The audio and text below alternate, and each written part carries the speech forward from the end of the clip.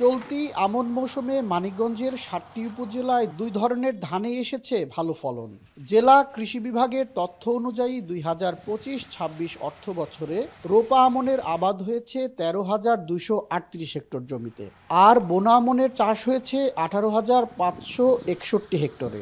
গত বছরের চেয়ে আবাদ যেমন বেড়েছে তেমনই বেড়েছে খড়ের দামও। চলতি মৌসুমে ধানের চেয়ে বেশি লাভ হচ্ছে খড় বেচে।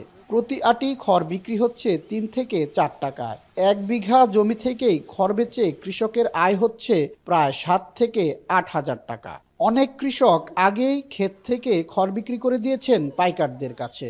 আমি ৯০ মণ ধান পেয়েছি, আর খ্যার পাইলে আমার ৪০,০০০ টাকা বেশি।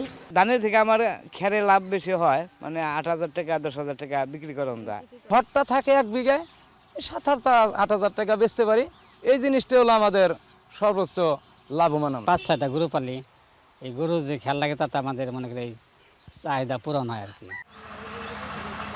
গবাদি পশুর খাদ্য, ডেইরি ও গরু মোটাতাজাকরণ খামার বাড়ায় খড়ের চাহিদা বেড়েছে কয়েক গুণ। ফলে এক সময়ের অবহেলিত এই কৃষিপণ্য এখন পরিণত হয়েছে নগদায়ের বড় উৎসে। ধান চাষে আগে যখন একসময় বলা হতো লাভবান নয়, কিন্তু এখন কৃষকরা কিন্তু ধান চাষ করে ধানের পাশাপাশি খড় বিক্রি করেও খুবই লাভবান। যে পরিমাণ খড় হয় তার বাজার মূল্য প্রায় ১০০ কোটি টাকার মতো ছাড়িয়েছে।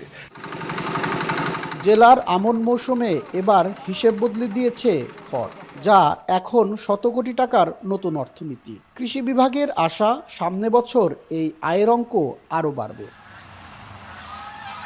আসাদ জামান, এখন, মানিকগঞ্জ।